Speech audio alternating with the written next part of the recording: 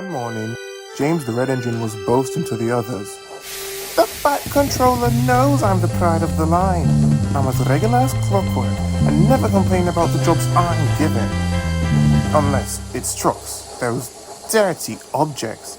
Trucks is most of your work anyways, so we hear you complain anyways. The engines chuckled while James rolled his eyes. He continued, I'll have you know I do my work. Trucks or coaches, which is more than I can say for you, Gordon.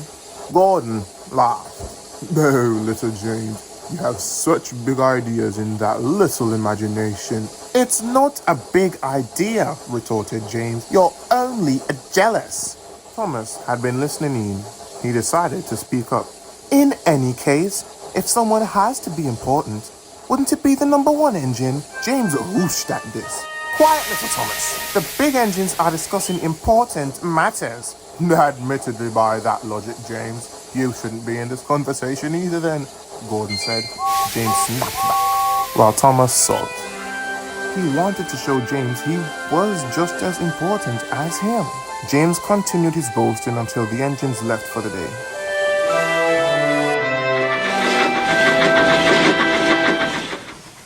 While traveling down the branch line, Thomas complained to his coaches, And who does he think he is?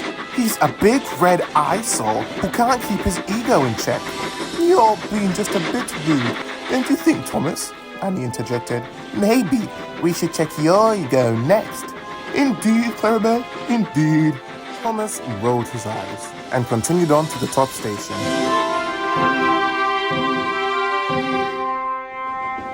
He arrived at Farquhar Station and was resting before the return journey when the station master walked over to him.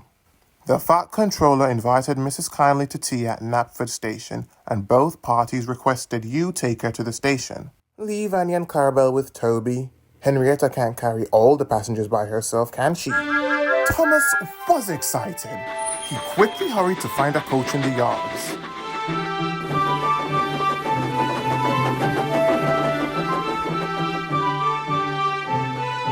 Instead, he found James arranging the yards, complaining.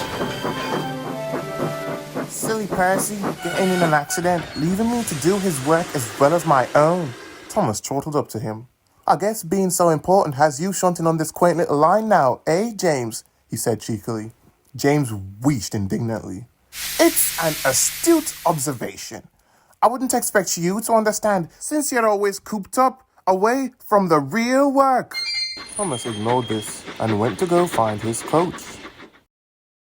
He was still in the yards looking when James finished up and left.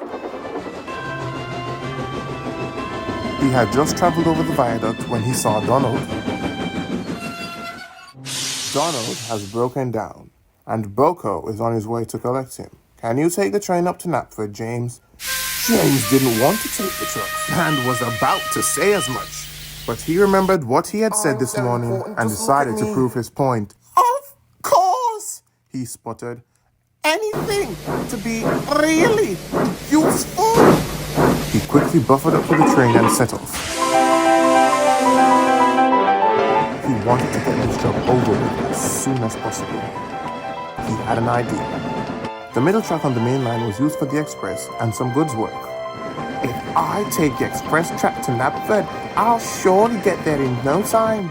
He whistled to the signalman, who, not knowing any better, switched James onto the express line.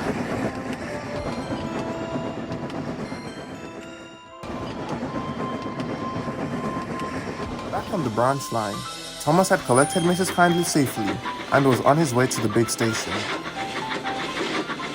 To ensure he arrived on time, the Fat Controller ensured Thomas took the express line. By my order.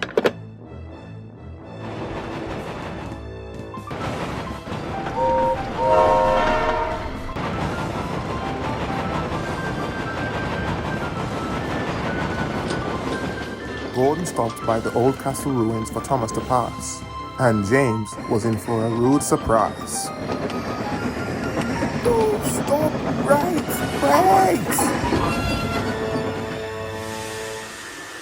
James was speechless. He couldn't go back. The points were against him.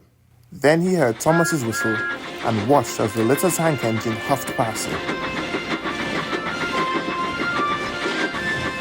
Once Thomas disappeared, James reversed back onto the line and waited for the points to be set back.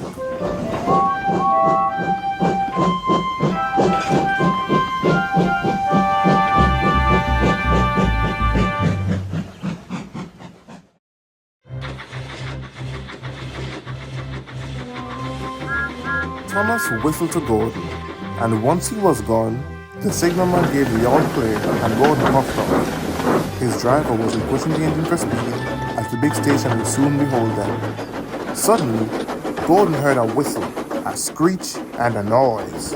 James fussed past the castle and through the junction, completely unaware that the express was getting closer and closer. "Oh, Horace!" he cried and applied his brakes. Gordon's driver looked back and saw James gaining on them. He opened the regulator and made a dash for the station. It grew nearer and nearer, and both driver and engine realized they couldn't overshoot the platform.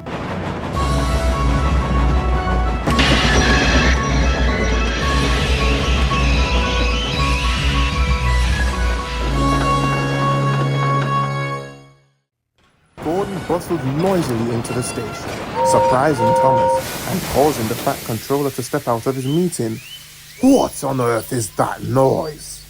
By the time Gordon explained what had happened, the Fat Controller was furious. James gulped. He had really done it now. That night, the Fat Controller scolded James severely. "You could have severely injured not just the passengers, not just Mrs. Kindly, but Gordon, Thomas, the coaches, the crew on those trains. Must I go on, James? I have no idea how you ended up on the express line with your little goods trucks. But starting tomorrow, you can shunt trains until you prove to me that you can think properly." He didn't wait for James to respond. The Fat Controller turned away and got in his car at once. The other engines glared at James. James looked down at his buffers. He was ashamed. He knew it was his fault, but he couldn't find the words. What made it worse, Gordon was all fired up, and he let James know exactly what he could do with his little importance now.